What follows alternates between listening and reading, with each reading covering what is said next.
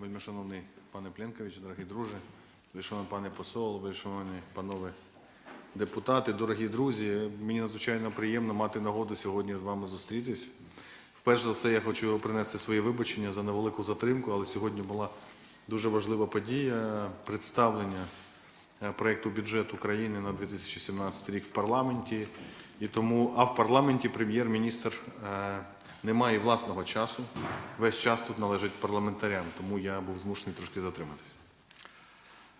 Dear Mr. Plenkovich, dear friend, dear ambassador and dear deputies, dear friends, first of all, I'm very pleased to see you here today, and I would like to start with apologizing for coming a little late.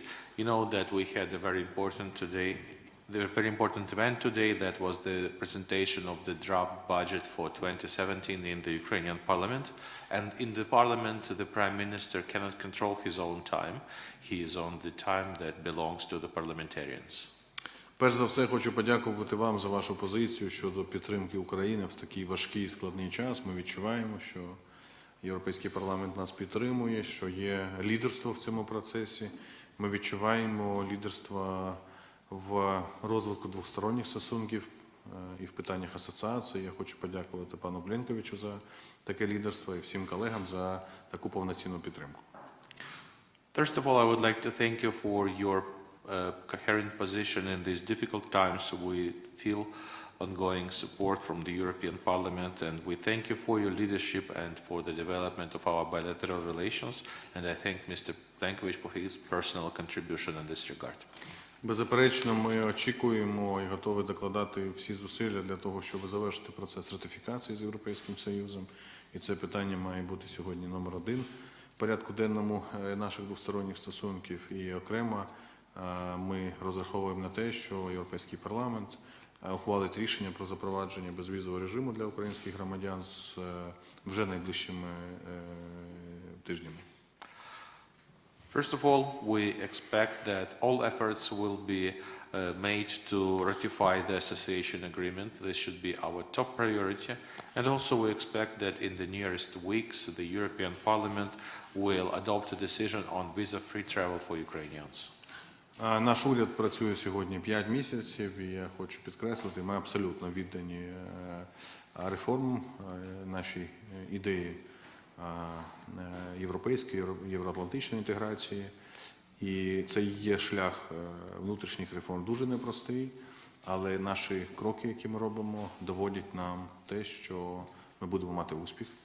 І, зокрема, в тих змінах, які будуть забезпечувати і макроекономічну стабільність. Our government has been in the office for 5 months, and we demonstrated our commitment to reforms, to European and Euro-Atlantic integration. Of course, the domestic reforms are not easy, and it takes much efforts, but I'm certain that we will succeed. У нас є сьогодні надбання і успіхи і в антикорупційній політиці, і в початку масштабної судової реформи, і в децентралізації влади, і в досягненні макроекономічної стабільності. Ми зараз наближаємося до інших важливих секторальних реформ. Тобто порядок денний нашої роботи є дуже і дуже насиченим. We have already achieved some successes in anti-corruption fight, in the judicial reform, in decentralization, and in achieving macroeconomic stability. Nevertheless, our hands are full and our agenda is very tough. Хочу підкреслити, що ми маємо отримати професійну команду для вирішення таких непростих завдань. І ми з 1 травня розпочали масштабну реформу державної служби. І ця реформа зараз триває. And of course, we need a professional team to run all these reforms. Therefore, on May the 1st, we started the reform of the public service, which is still ongoing. Окреме питання, яке потребує нашої постійної уваги – це схід країни, агресія з боку Російської Федерації. Я хочу подякувати колегам, які відвідували схід і на власні очі побачили, що відбувається. І тут можливо ще раз сказати, що ми маємо неприховану військову агресію з боку Російської Федерації. Ми маємо присутність російських військ, російської військової техніки і порушення кордонів. Тобто ситуація не змінилася. Я вважаю, що як ніколи ми маємо консолідуватись над тим, щоб змусити агресора змінити свої плани. І Європейський парламент, Європейський Союз відіграє в цьому теж дуже важливе значення. Тому ще раз хочу подякувати за цю зустріч і передаю слово пану Андрію. Of course, we continue to have the special problem of the situation in the east of our country, where we experience the open Russian aggression, and I think our colleagues who traveled to the east and who saw the situation on the ground by their own eyes, you saw that we now experience an open military aggression of the Russian Federation against Ukraine. There are Russian troops on the ground, and our borders are violated. So we need to force the aggressor to step back, and it's in this regard, the role of the European Union and the European Parliament is extremely important. So that's the end of my introduction. I thank you, and I give the floor to Andrei. Thank you very much, Prime Minister. First of all, thank you for the congratulations. Things apparently evolve. When you deal a lot with the Ukrainian EU parliamentary relations, you get the perspective of becoming a Prime Minister. So I'm following your steps. Дуже дякую, пане прем'єр-міністре. Особливо подяка за поздоровлення. І коли працюєш над відносинами між Європейським Союзом і Україною, речі рухаються і міняються дуже швидко. І я бачу, що ви стали прем'єр-міністром, і я йду за вами. А далі підемо разом. And we will continue working together. Absolutely. Точно. First of all, thank you for this opportunity of our continued dialogue, not only with our colleagues, and I greet very much newly appointed co-chair, Mr. Kняжицький, and the former co-chair, your Minister Ostap, as well as Ambassador.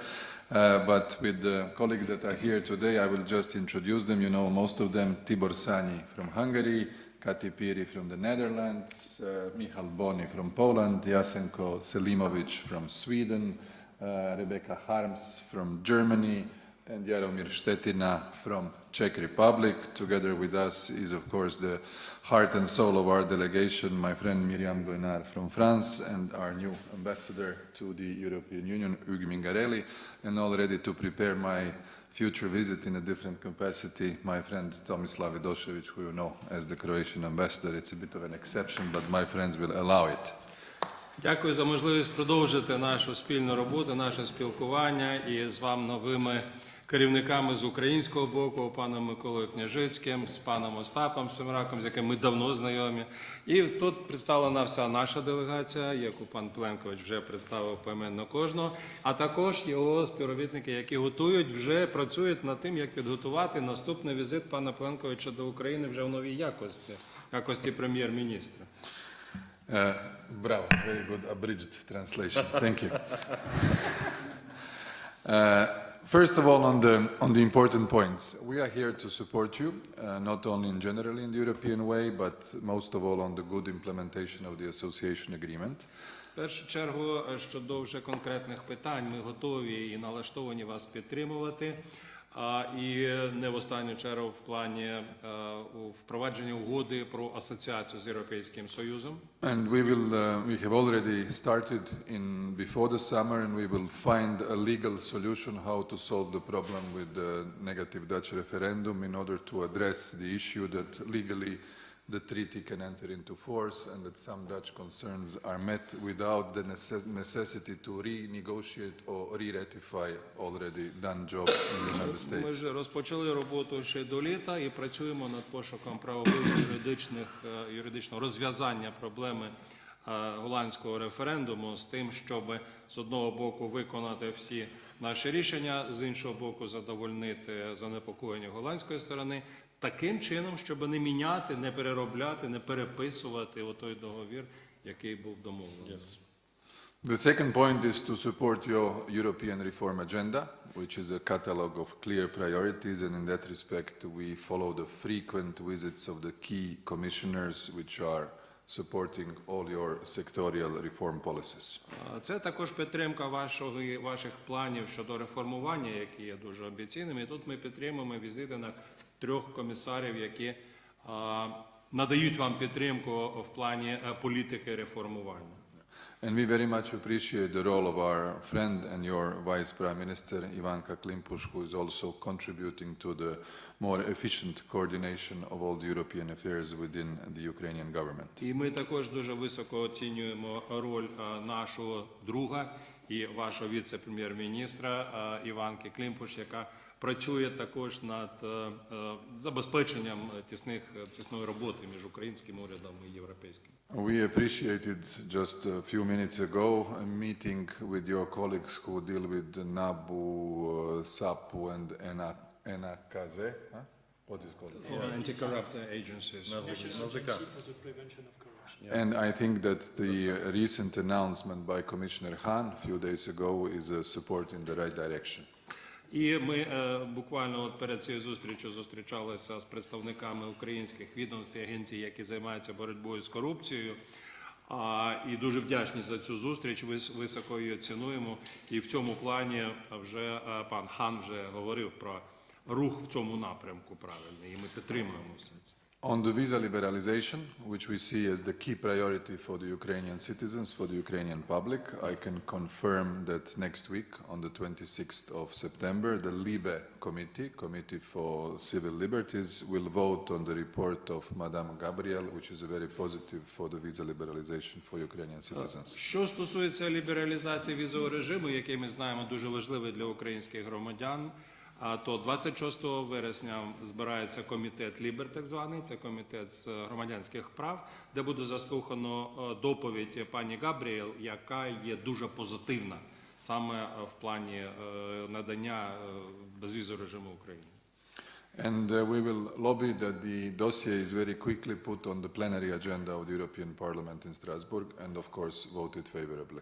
І ми будемо підтримувати всіляко якомога скоріше винесення цього питання на засідання парламенту в Страсбурзі для того, щоб вирішити, розв'язати це питання якомога швидше. For a final decision, we need a consensus in the trialogue between Parliament, Council and the Commission. And you are aware that it is related to the context of the suspension mechanism and the migratory and refugee crisis. So it's a bit more complicated than just Ukrainian dossier. Ну і для остаточного рішення нам потрібен консенсус 3 сторін: це парламенту, ради і комісії. Ви знаєте, що це також трошки ускладнюється питаннями мігрантів, кризи з мігрантами, а також that was the migration crisis issue. Refugee migration crisis and the suspension mechanism. І механізму призупинення такого режиму в разі необхідності. But I'm convinced that all the EU institutions will recognize your efforts and the fact that there was no spillover of your very difficult situation under aggression with 1.6 internally displaced persons in Ukraine. Але я впевнений, що європейські інституції визнають ваші досягнення в цьому напрямку і що не буде побоювання щодо розповсюдження, так би мовити, або поширення цієї кризи у зв'язку з тим, що в Україні є 1,6 мільйони внутрішньо переміщених осіб всередині країни. On the key political aspect, that is the recently organized elections on your territory on Crimea for Russian Duma. We were very clear in our joint statement for the European Parliament, and I saw the statement of Madame Mogherini. These elections on your territory, illegally occupied and later on illegally annexed, are unacceptable and will remain unrecognized. Ну і що стосується найостаннішого політичного питання, це виборів в Російську Думу на території незаконно, нелегально анексованого Криму, то наша позиція однозначна, ми її вже висловили в нашому спілкуванні з українським парламентом. Також і підтримано було це пані Могеріні, що ми не визнаємо результатів цих виборів і це неприйнятно для нас. And what we would like to reiterate once again is that we want to help you in the framework of the wider international efforts, Normandy format, Minsk process, the OSCE involvement, aimed towards the full reintegration of the temporarily occupied areas of Donetsk and Luhansk oblasts, so that these two parts of your oblasts are back within the constitutional order and that the conditions are met for organizing free and fair elections and, of course, with taking into account full security of all of those who would participate in them. Ну і що стосується також питання виборів на тимчасово окупованій території Донецької, Луганської областей, знов-таки ми підтримуємо вас в цьому плані, ми готові надати всіляку допомогу, підтримку і в ключі з ОБСЄ також, для того, щоб ці вибори, якщо вони будуть проводитися в абсолютно безпечній обстановці і була спочатку забезпечена безпека всіх учасників цих виборів. And my final point is in the other head of the democracy support program for the Verkhovna Rada, the project which you have started, and you were really fully engaged in it, and you were there for the Ukrainian week. I see that Timur Tashtanov is now part of your team. I would appreciate if this process continues and that the government helps Rada to implement the recommendations, because we feel they were a joint ownership of Ukraine and the EP.